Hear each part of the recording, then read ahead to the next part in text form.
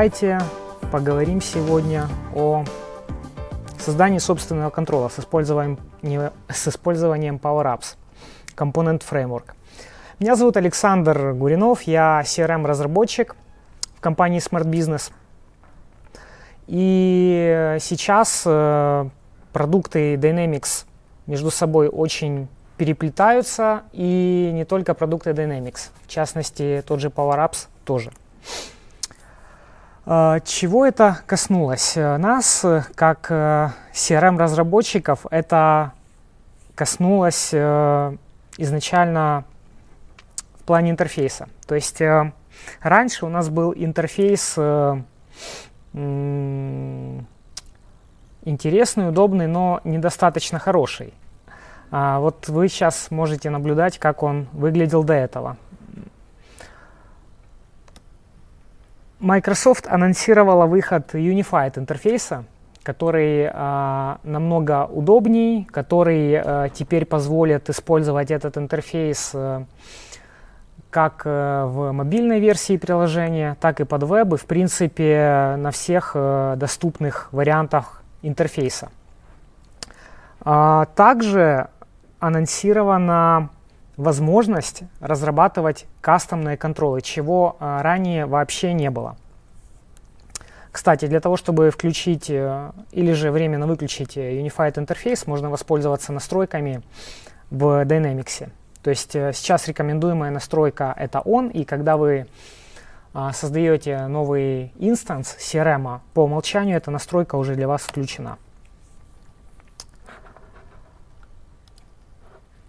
Что позволяет PCF?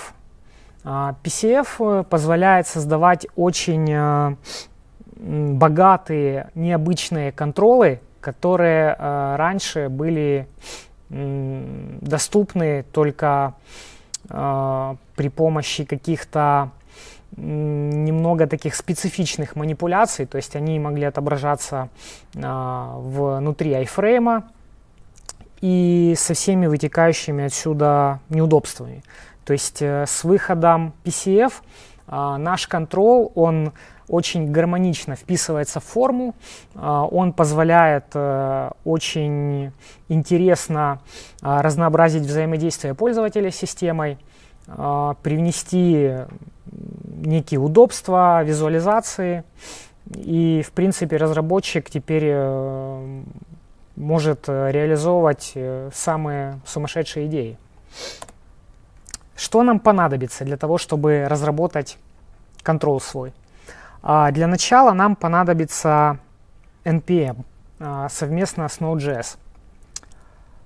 Также я буду использовать Visual Studio Code с .NET Core SDK 2.2. Можно также использовать Visual Studio 2017 и выше. И нам понадобится Microsoft Power Apps Command Line Interface. Пока что для разработки нам доступен только CLI. Надеюсь, не за горами у нас появятся какие-то более удобные инструменты для разработки, но мне, как настоящему девелоперу, Command Line Interface очень близок, и меня он не пугает. Как вы думаете, какой контрол мы будем делать? Есть какие-то идеи у вас? Обычно в качестве каких-то, очень часто в качестве каких-то таких вот джамп-стартов используют калькулятор. То есть мы с вами попробуем реализовать калькулятор сегодня. Ну что ж, приступим. Для начала я запущу, собственно, консоль. Так, для удобства, чтобы каждый раз не переключаться, я открою презентацию на удаленном рабочем столе.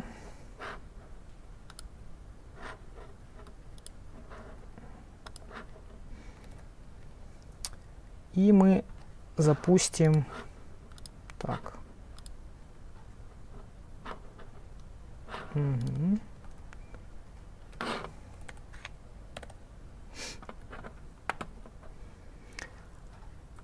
командную строку для девелоперов, которая идет вместе с Visual Studio. Для начала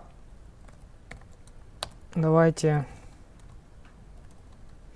создадим каталог, в котором мы будем хранить, собственно, наши файлы. Абсолютно пустой. Сейчас, секундочку. Я перейду, у меня есть временная папка.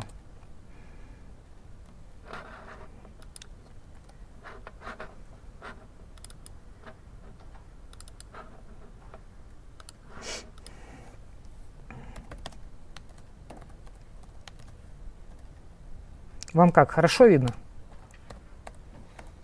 Может быть, увеличить шрифт?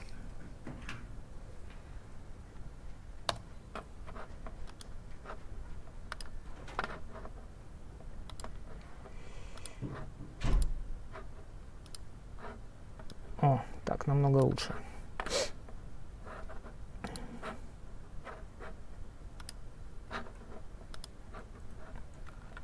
Так, сейчас я открою презентацию.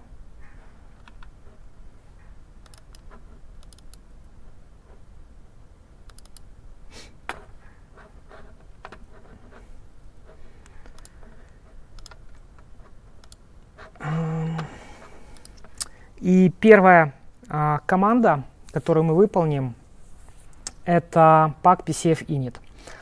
Эта команда у вас будет доступна, и она будет работать только в том случае, если вы, как я и говорил ранее, установите Microsoft Power Apps Command Line Interface. В конце я добавил ссылки, по которым вы сможете скачать все инструменты, ссылки на официальную документацию и прочая полезная информация, которая вам в дальнейшем пригодится.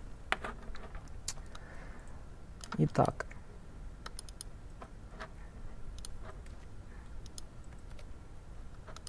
Не получилось. Отлично. Он вместе с переносом строки скопировал, поэтому сейчас попробуем еще раз. Есть. Значит, нам нужно указать несколько параметров.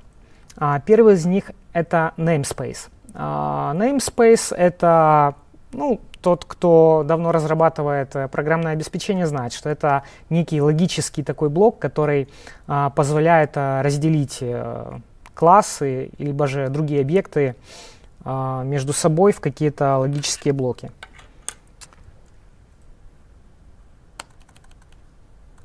Давайте, наверное, с конца. Template. Template. Нам доступно два вида темплейтов для контролов. То есть мы можем создать как контрол для нашего какого-то атрибута, поля, которое размещается на форме, так и контрол, который будет отображать какой-то датасет. В нашем случае мы воспользуемся темплейтом типа field. То есть мы будем создавать контрол, который мы повесим на какое-то поле. Имя нашего контрола. С именем все просто. И namespace.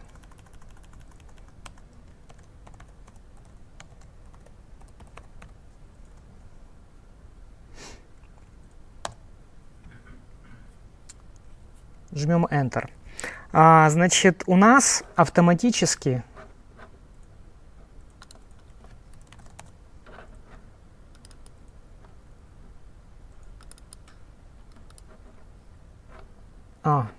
понятно. Я не перешел в наш каталог. Повторим команду. Супер. У нас создался шаблон проекта, который мы будем использовать для написания нашего контрола. Следующее, что мы сделаем, этот шаблон, он уже у себя содержит необходимые зависимости, и поэтому нам их нужно будет сейчас восстановить. Для этого мы вызовем npm install команду, которая сейчас скачает все зависимости, и это нам позволит полноценно работать с нашим проектом.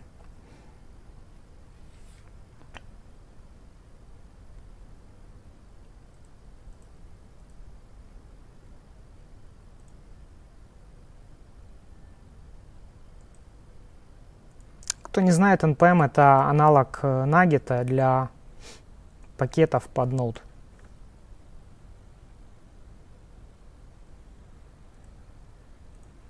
Отлично. Запускаем. Я буду использовать Visual Studio Code. Запустим Visual Studio Code. Для этого воспользуюсь командой code. Чтобы сразу же открыть мой текущий проект. Отлично. Итак, слева мы видим структуру нашего проекта. Для разработки нашего контрола нас интересует два файла. Это control manifest input.xml и index.ts. Манифест нам нужен для того, чтобы мы задали некоторые свойства и зависимости для нашего контрола.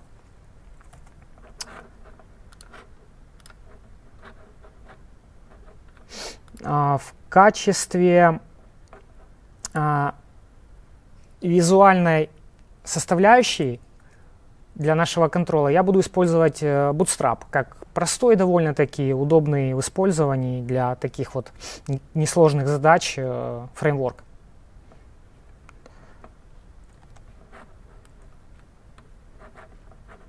Ссылочки на Bootstrap тоже будут ниже. Так, собственно, манифест. Значит, мы в нашем манифесте должны описать свойства нашего контрола. Эти свойства, они необходимы нашему контролу, чтобы как-то, собственно, взаимодействовать с системой, которая будет использовать этот контрол. Я планирую использовать наш контрол для филда, у которого будет числовое значение, поскольку мы пишем калькулятор. Поэтому сейчас вот по умолчанию вы видите атрибут of type single line text. Да. Так лучше? Угу. Да, если что-то не видно, можете меня перебивать. На самом деле вопросы можете сразу попутно задавать. Так. И по умолчанию у нас здесь указано просто одно значение. На самом деле, это видно даже из комментариев, что мы можем указать какую-то группу свойств. Наше свойство может взаимодействовать не только с каким-то, скажем, целым числом, но и с типом currency, decimal и fp. Я еще не выяснил, что это за тип. Если кто-то знает, можете подсказать мне. Я не использовал этот тип никогда в своей практике. Поэтому делаем следующее. Так.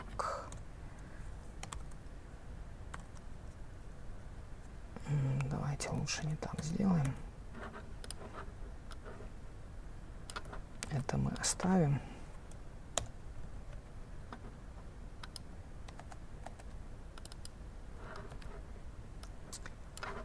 И изменим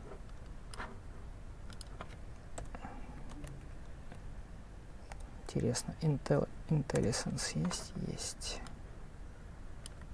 То есть мы указываем имя нашей группы.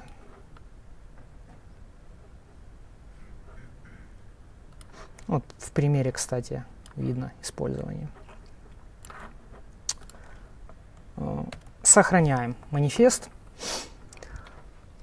Также в манифесте, помимо описания свойств, мы указываем зависимости. В качестве первой зависимости по умолчанию есть уже одна зависимость на файл index.ts. Это зависимость на, собственно, реализацию стандартного контрола, но помимо этой зависимости мы можем указывать здесь дополнительно еще другие зависимости. В частности, помимо кода мы можем указывать здесь стили, CSS-файлы и файлы ресурсов, если, например, нам нужна будет какая-то локализация. Так как я использую Bootstrap, у Bootstrap есть свои стили.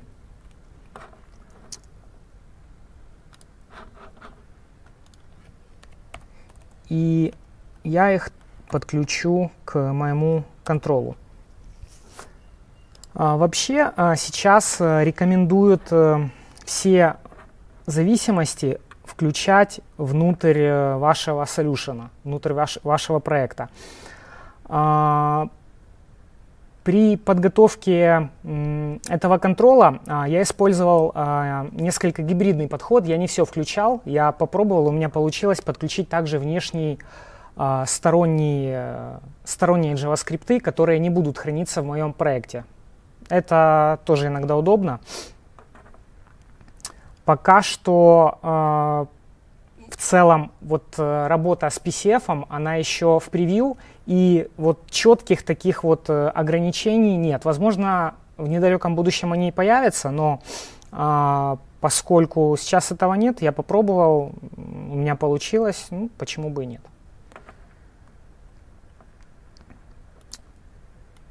Итак, я скачаю файл со стилями.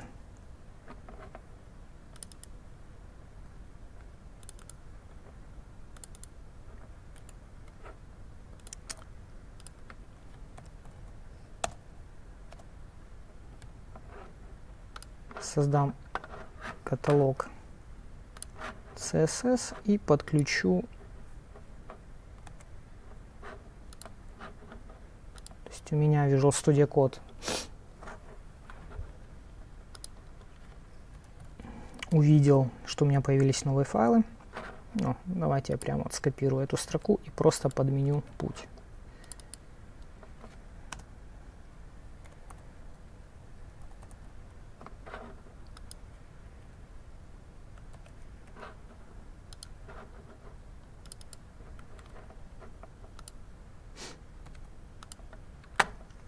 Отлично. С манифестом все. Теперь перейдем, собственно, к логике нашего контрола. Шаблонный код содержит следующие методы. Небольшая ремарка. Пишутся контролы на TypeScript.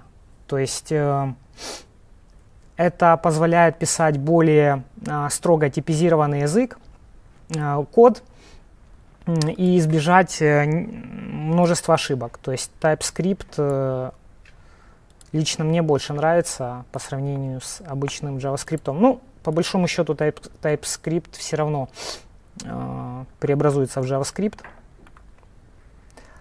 Итак, конструктор. Как и любой класс в TypeScript, у нас класс может иметь конструктор. Здесь сейчас нет никакой логики, то есть вы, в принципе, можете сюда поместить какую-то логику инициализации вашего контрола. Ну, в нашем примере это не понадобится.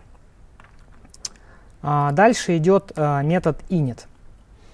В этот метод уже передаются параметры, которые позволят нашему контролу как-то взаимодействовать с системой, которая будет его использовать.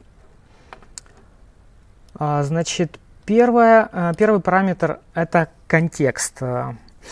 Контекст содержит в себе текущие значения, которые мы можем которые будут, собственно, передаваться из нашей внешней системы. Зачем это используется? Например, когда наш контрол будет рендериться, на форме у значения, которое будем мы использовать, уже будет какое-то, например, начальное значение. И мы, основываясь на этом значении, можем как-то уже изменить изначальный вид нашего контрола. Второй метод — это Notify Output Changed. Этот метод используется для оповещения системы, что у нас внутри произошли какие-то изменения значения в нашем контроле. Следующий state содержит состояние. Мы его не будем использовать в нашем контроле. И контейнер — это div-элемент, который, собственно, мы будем использовать для того, чтобы прорисовать наш контрол.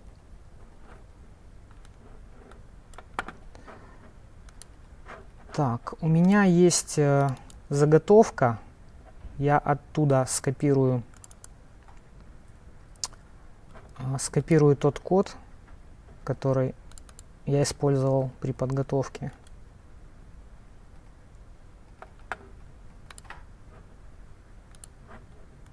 Давайте я его весь скопирую.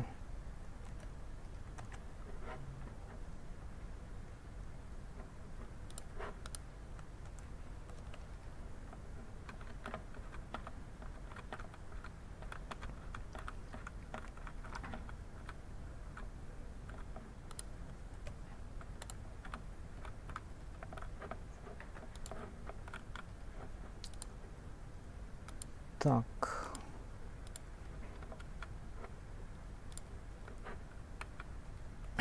Отлично. Также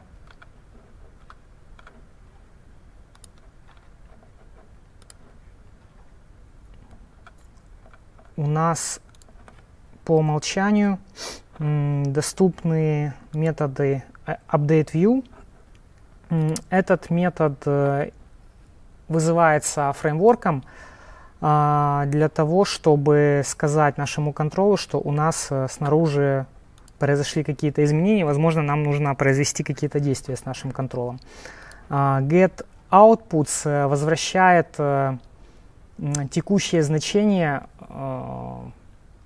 состояния нашего контрола внешней системе, чтобы, например, внешняя система прибандила эти значения к тому, собственно, полю, которое использует данный контрол, и записала эти значения в своей системе.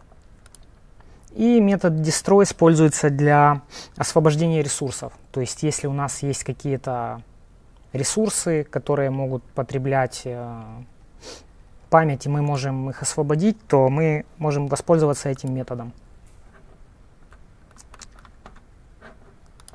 Так, давайте перейдем.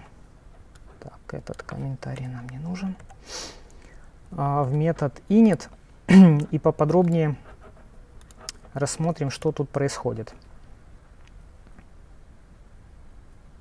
Значит, смотрите, вот как раз то, о чем я говорил, чем удобен TypeScript. Вот он мне подсветил, что у меня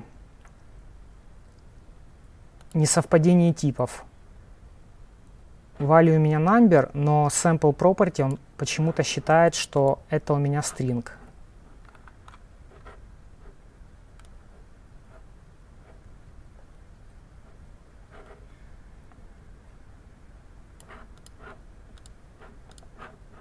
Ладно, вернемся к этому чуть позже.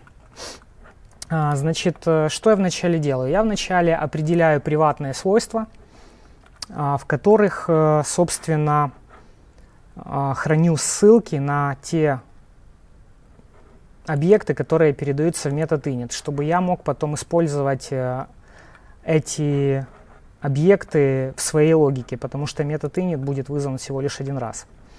Я беру в переменную value, сохраняю текущее значение, которое передается мне из фреймворка. То есть это значение, которое уже, например, было ранее заполнено пользователем, и это значение, стартовое значение, с которым я буду работать.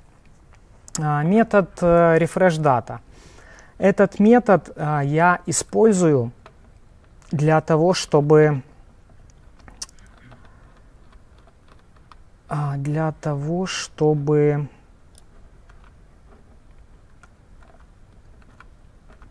обновить данные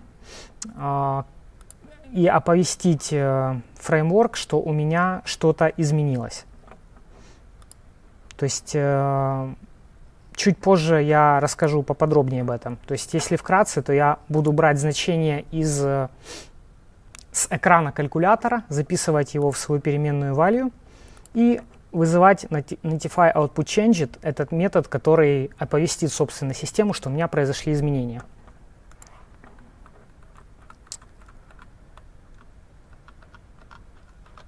Дальше я начинаю работать со своим контейнером, по сути, с div элементом, дом дерева, которое будет прорисовывать мой control.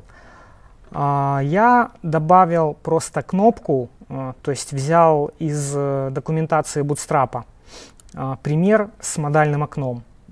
Пример работает так. Вы размещаете кнопку, обычный баттон на форме, и вы также помещаете div-элемент, который содержит у себя то модальное окно, которое у вас будет появляться по нажатию на эту кнопку. Поэтому я в сам контейнер прорисовываю кнопку, добавляю на эту кнопку событие,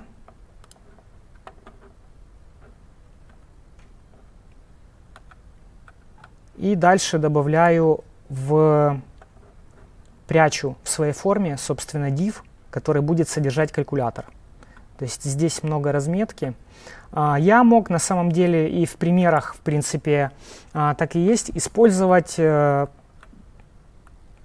создавать объекты, добавлять их из кода, но мне проще было заинъектить в дом просто разметку. Потому что если вы посмотрите на доксах, то там все то же самое происходит при помощи манипулирования классами. Далее я добавляю события расчета в самом калькуляторе и добавляю логику, которая будет срабатывать на кнопках калькулятора.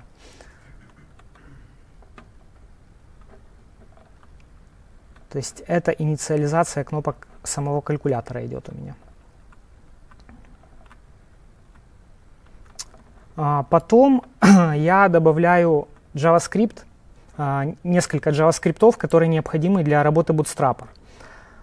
Вот вначале я упоминал, что мы можем подключать в манифесте исходные коды, ресурсы и стили. Я бы мог, в принципе, взять эти JavaScript, перевести их в TypeScript и разместить здесь вот как дополнительные файлы с исходными кодами.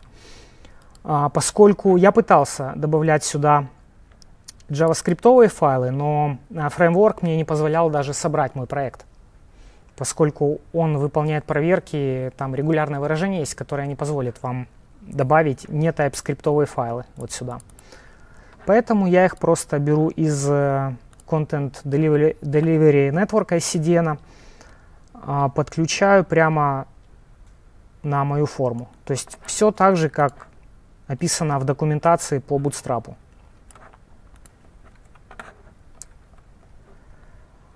Также у меня есть несколько вспомогательных методов. То есть это метод, собственно, инициализации калькулятора. Я сразу же вставляю какое-то значение в экран калькулятора, если у меня уже было заполнено чем-то значение атрибута, на который, собственно, я вешаю свой control. Про refreshData я уже упоминал. AppendChild — это просто метод, который более элегантно добавляет JavaScript, чтобы не копипастить одну и ту же логику 3 раза. Я просто вынес эту логику в отдельный метод и вызвал его 3 раза. Дальше, собственно, метод updateView я опять перезаписываю свой контекст, получаю еще раз значение в случае, если вдруг оно изменилось. GetOutput, как я и говорил, я просто возвращаю то состояние своего контрола, которое я имею на текущий момент. То есть я должен здесь возвращать, по сути, объект, который будет повторять структуру, описанную в моем манифесте. То есть если бы у меня тут было, например, 2 какие-то свойства, я бы здесь должен был возвращать объект с 2 свойствами. Ну и в свойства я записываю свое текущее значение value, которое я использую тут при расчетах. Окей. Так, давайте теперь разберемся, почему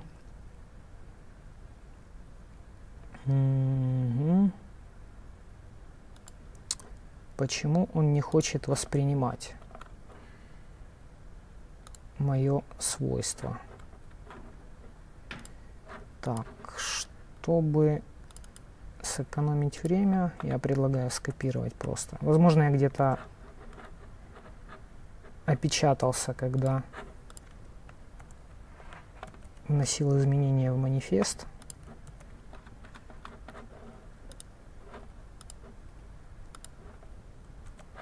Да, и также, поскольку калькулятор я сам не писал, я его нашел на просторах интернета, немножко адаптировал, у этого калькулятора был также свой стиль отрисовывания. Я его тоже сейчас добавлю в мой проект.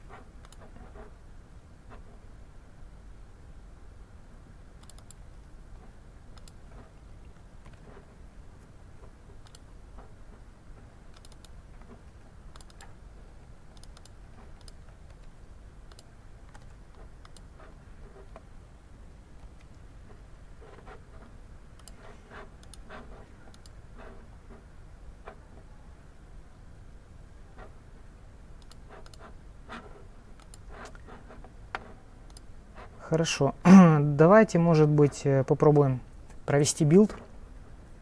Я думаю, ошибка может связана с тем, что мы еще ни разу не билдили наш проект. Для этого выполним команду npm run build. То есть мы прямо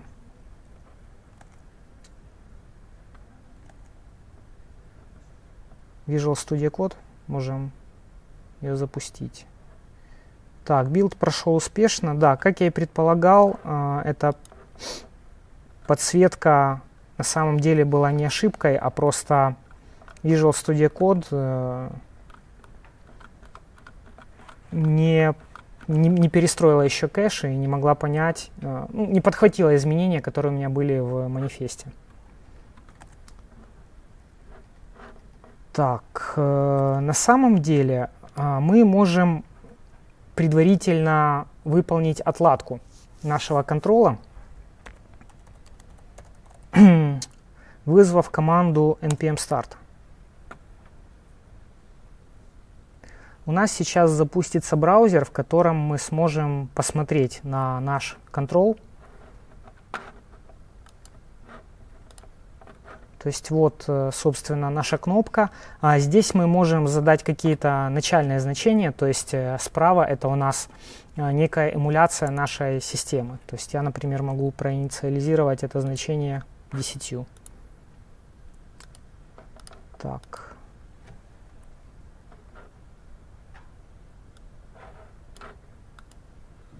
Что-то не работает. Сейчас посмотрим, что.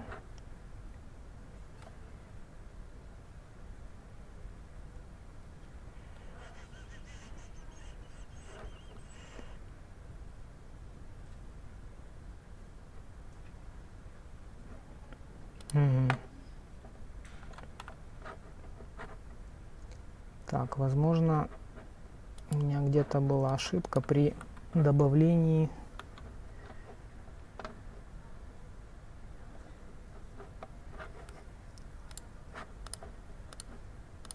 стилей. Сейчас я проверю.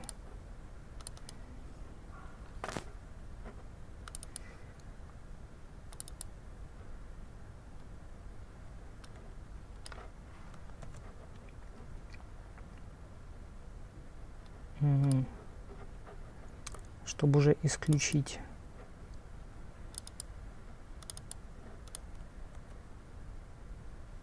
возможные проблемы. Маловероятно, конечно, но может быть завчера вышла новая версия какая-то, может быть майнер релиз какой-то был.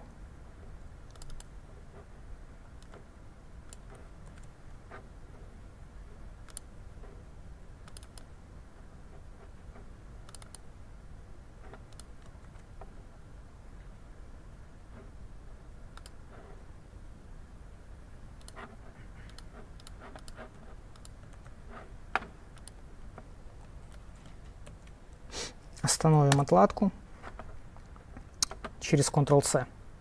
Обычно это скопировать, но в консоли Ctrl-C обычно прерывает выполнение.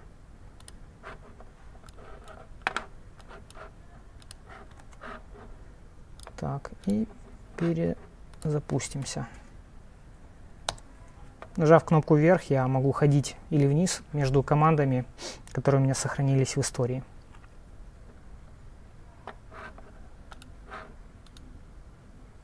Да, какая-то была проблема, очевидно, на которую мы уже не будем тратить время.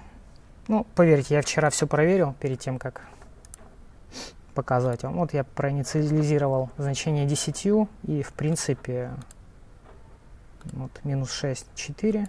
Жмем ОК, и наше значение записалось сюда. То есть, ну, по идее, все работает. Отлично. Давайте теперь опубликуем наш контрол в CRM. И посмотрим, как он себя будет вести внутри системы.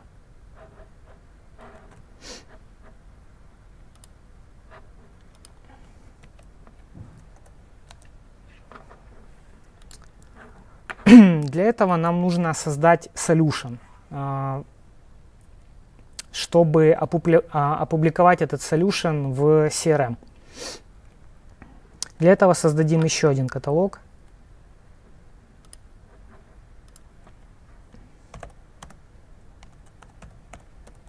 Пустой.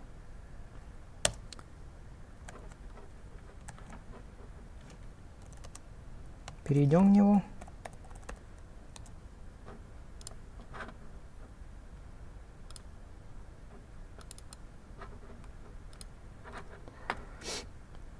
И вызовем команду pack_solution_init. Это позволит нам создать пустой solution, который мы, собственно, потом и будем импортировать в CRM.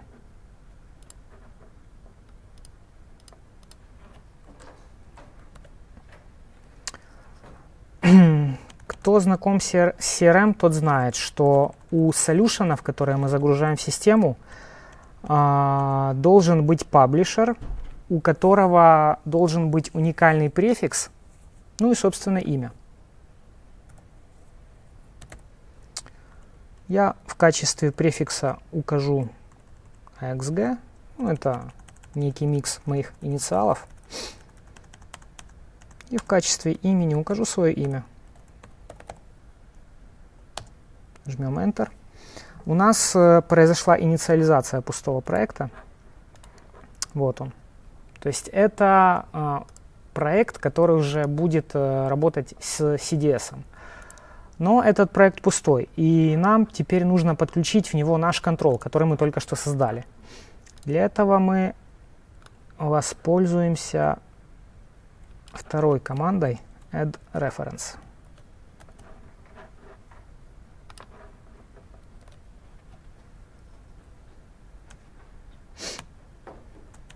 Тут всего лишь один параметр, это путь к нашему проекту с нашим контролом. Поскольку я solution создавал внутри, мне нужно указать родительский каталог, просто 2 точки. Все, мы видим, что у нас успешно подключилась ссылка на наш проект с контролем. И теперь мы, собственно, возьмем и восстановим все зависимости, как мы делали в случае с NPM, чтобы потом мы могли успешно сбилдить наш проект. Предыдущая команда.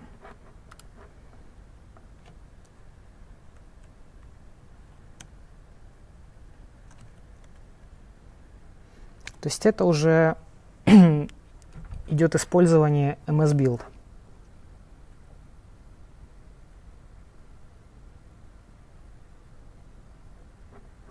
Так, отлично. Билд прошел успешно. И теперь мы... Restore прошел успешно, прошу прощения. И сейчас мы делаем билд, причем в конфигурации релиз. Существует при разработке вообще проектов несколько конфигураций. И нам нужна именно конфигурация релиз, потому что мы хотим создать Managed Solution. Если же вы хотите создать не Managed Solution, а Unmanaged Solution, это уже терминология CRM, вы просто не должны указывать вот этот параметр Configuration Release. Я же хочу создать Managed Solution. Так, мы видим, что у меня идет билд. Так, отлично. Билд прошел.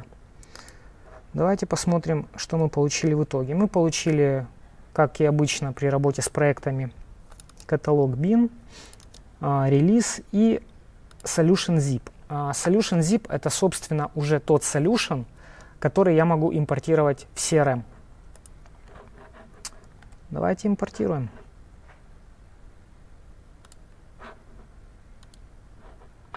У меня вот есть готовое окружение. И открыта закладка по управлению солюшенами. Я выбираю тот solution, который мы только что с вами собрали. Вот, собственно, вижу информацию о нем. Импортируем.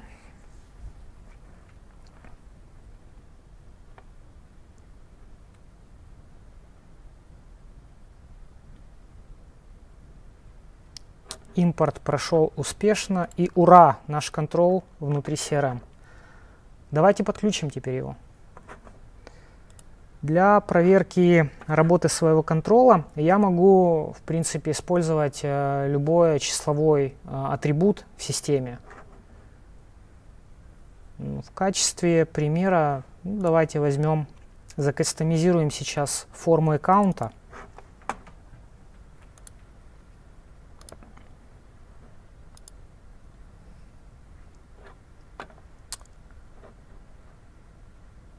Так, main.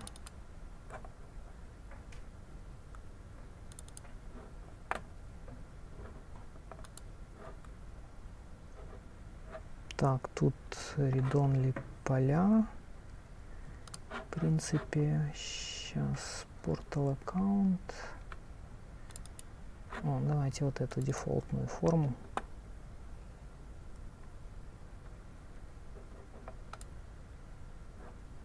И возьмем поле Annual Revenue. То есть это поле, несмотря на то, что размещено в хидере, должно, по идее, прорисовать наш control. Значит, переходим на закладку Control и добавляем наш control. Видите, мы можем лицезреть то имя, которое мы задали в манифесте. Ну, я особо не заморачивался, взял такое имя, вот оно у меня, собственно, так и отображается. И я говорю, что я хочу использовать этот control при отображении в вебе. Жмем ОК, сохраняем форму, Публикуем форму.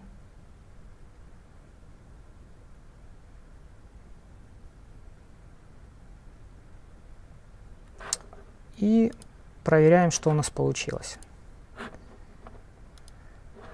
Так, давайте зайдем в аккаунты и откроем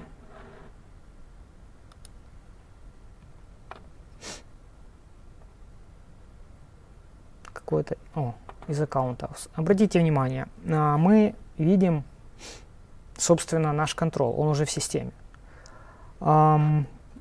Давайте для начала я сделал так контрол, возможно, это, да, немного неудобно. Мы не видели, какое изначально было у него значение у этого атрибута, поэтому я создал свою кастомную вьюху, в которую я вывел annual revenue, то есть мы видим, что сейчас установлено значение в 15 тысяч.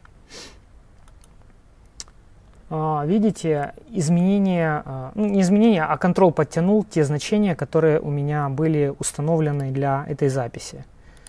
Скажем, увеличим в 2 раза, сделаем 30 тысяч, ну, там вычтем немножко, чего-нибудь там добавим.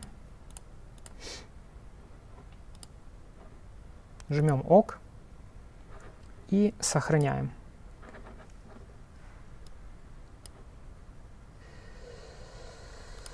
Так, это... Так, сохранилось. Ну, запись сохранилась. Скорее всего... Ну, давайте перепроверим. Да, скорее всего, это была ошибка, связана не с контролем. Давайте проверим еще раз.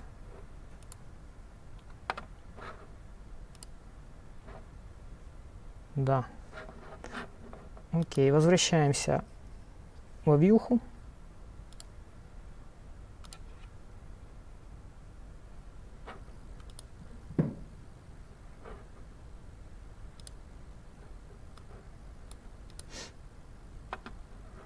И видим, что значение успешно записано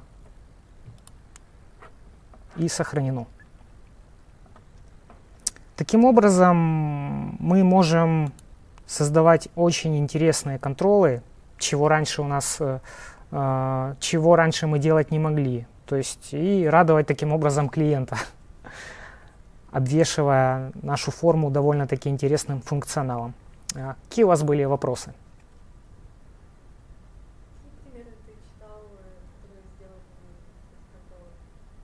Я читал документацию на доксах и также проходил Dynamics Saturday у нас 18 числа. Там был один доклад по контролам. И, кстати, Сергей Павлик тоже, когда вот только-только их анонсировали, делал небольшой доклад, но с того времени уже много чего поменялось по разработке кастомных контролов. Ну, в целом информация вся доступна, то есть, конечно же, мне пришлось немножко попотеть, поскольку ее еще не так уж много. И я в основном брал информацию с... бизнес-кейсы.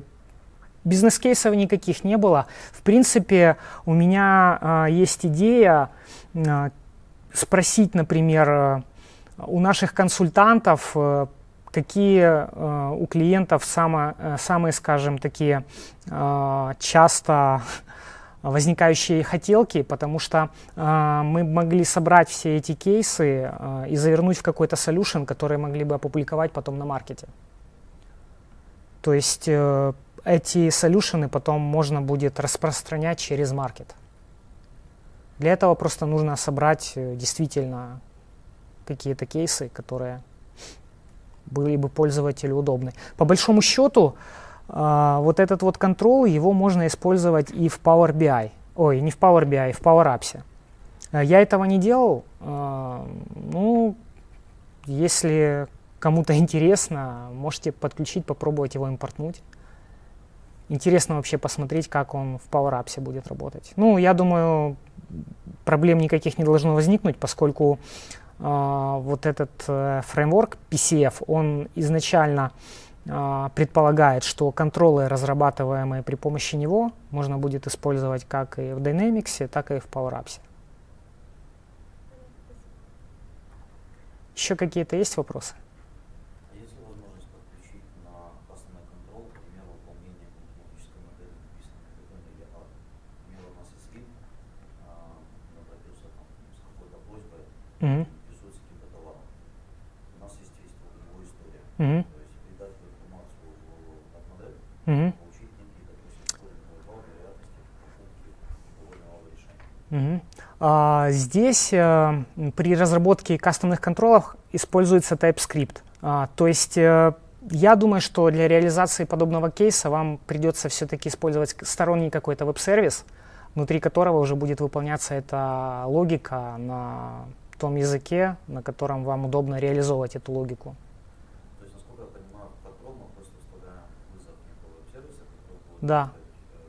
Да, то есть вы, да, на какое-то там событие пользователя реагируете TypeScript внутри своего контрола, делаете запрос на ваш веб-сервис, получаете результат, как-то изменяете внешний вид вашего контрола, показываете это пользователю.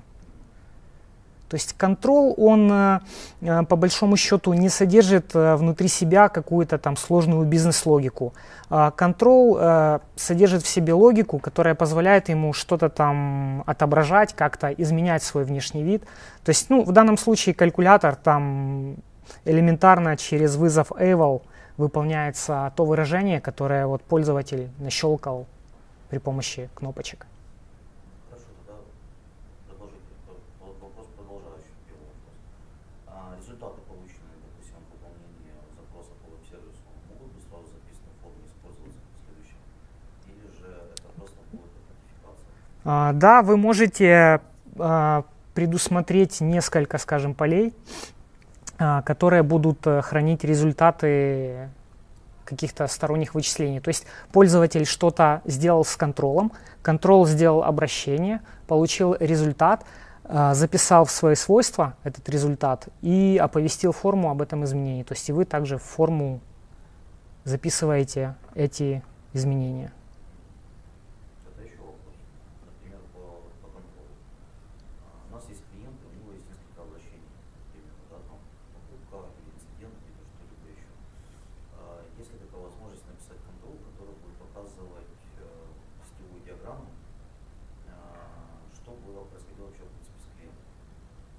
Какие коммуникации были, какой, по-моему, вопрос, и кто был ответственен за ту или иную коммуникацию? Да, я думаю, можно, но для этого нужно использовать другой тип контрола, dataset, потому что мы использовали тип контрола field. Тип контрола dataset, он как раз позволяет отображать какой-то массив данных. То есть, Я имею в виду просто не в качестве табличного представления. да, не обязательно. Вот как вы сказали, да, это может быть какой-то диаграммкой. Вот, в принципе, у меня здесь вот и, не знаю, хорошо ли видно. Так, сейчас я быстренько пролистаю. Надо было сделать Shift F5.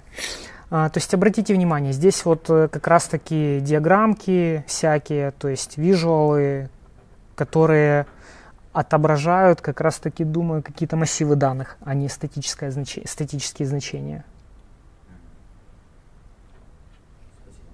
На самом деле есть, я все не пробовал, но есть уже реализованные контролы, которые можно подключить на форму и использовать из коробки, уже реализованные Microsoft.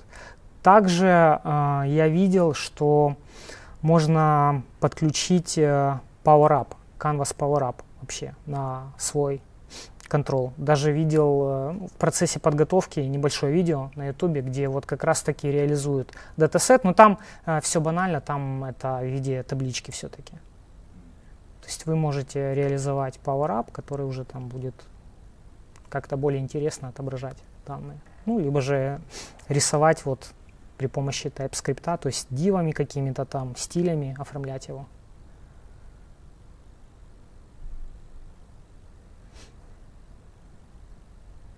Вопрос еще, да? Да. На контрол можно повесить коммуникацию с клиентом? Например, у нас есть лид, где уже готовый клиент, который оформил заказ. Произошло, допустим, какое-то изменение в заказе с нашей стороны. И клиент-менеджер, допустим, через CRM нажимает на кнопку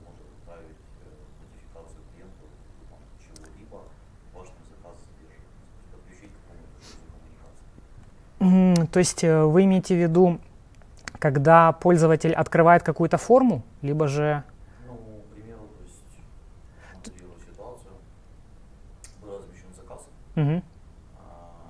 система изначально сказала, что заказ в наличии, Мгм. но по факту на складе оказалось, что товара нет. Мгм. Об этом был каким-либо образом предупрежден клиент-менеджер. Мгм. Клиент-менеджер должен уведомить об этом клиента. Мгм. То есть он открывает ему карточку клиента, Мгм. и, допустим, там есть контроль, который называется коммуникация с клиентом по e-mail. Мгм. Он так пишет email, говорит, так и так, извините, ваш заказ там задерживается или отсутствует, сделайте новый заказ. Мгм. Понимает, где это, то есть он интеграцию с коммуникационным шлюзом. То и смс, и email, ну, здесь вот очень будет. Мгм. Ну, опять-таки, это вызов какого-то стороннего сервиса. То есть из TypeScript вы можете вызывать. То есть, по большому счету, это так же, как если бы вы из JavaScript вызывали какие-то сторонние сервисы. Потому что вот этот вот TypeScript, если вы обратили внимание, тут даже выполнял манипуляции с домом, не только с div-элементом, который у меня передавался, но и вешал на документ. Ну, по сути, я даже вообще подключил сторонние JavaScript, которые хостятся на стороннем сервисе. То есть пока что никаких на это ограничений нет. Не знаю, как в будущем, но пока что, я думаю, такой кейс вполне можно реализовать. Там, наверное, проще на флоу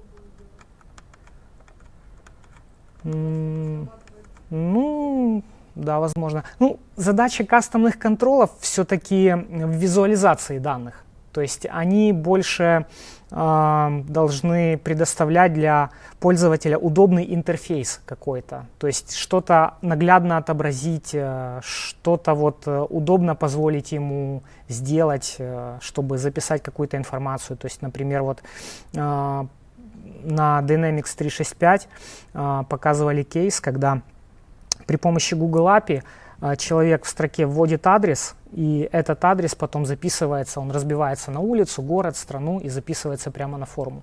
То есть со всеми удобствами Google API, он, с IntelliSense, с подсказками со всеми.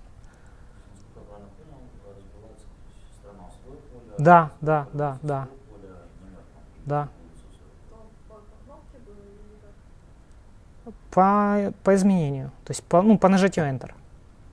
Это не по кнопке. Допустим, в Power Up сделать контролом целую таблицу. View или Create, ну как. Да, только нужно датасет использовать. Тип темплейта датасет. Вот. Component type сейчас, вот, когда я создавал свой контрол, я в качестве темплейта указал field. Но можно также указать и датасет. Про датасет я пока ничего конкретно сказать не могу. Лично я его не использовал. Немного просто видел в интернете информации об этом. Но я думаю, сложности не составит разобраться с этим. То есть можно такую ситуацию смоделировать, когда я захожу на страницу Power Up, встроенную в CRM, например, у меня сразу загружается. Да, то есть в вот этом диве будет отображаться PowerUp. Я вот могу сейчас даже... сам PowerUp я не покажу, я покажу просто, как выглядит. Там на самом деле немного настроек. Кстати, можем сейчас...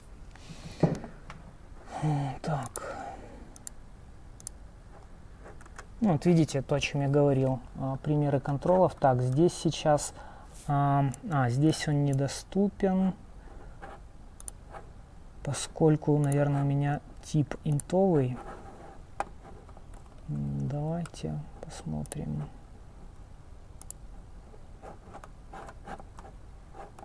Так, у нас тут есть, интересно, что-то подходящее. Я сейчас в хидере.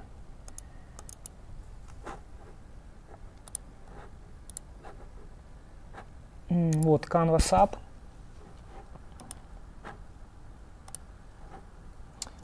Вот указывается App ID, то есть это ID-шник аппа, который у меня будет опубликован в Power Apps. Я вот прямо отсюда могу, например, нажать Customize. У меня сейчас откроется Power Apps, который я могу тут как-то закастомизировать, сохранить его, и айдишник этого PowerUp у меня прям пропишется в форме.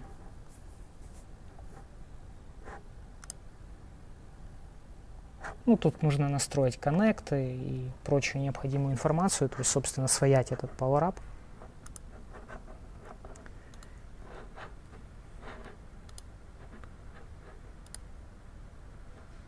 Ну, я его еще не сохранил, да, поэтому, то есть, после сохранения он у меня тут даже пропишется, этот айдишник.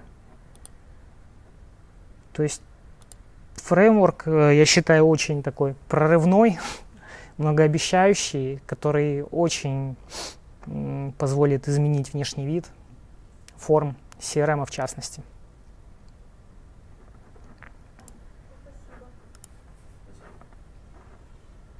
Спасибо и вам.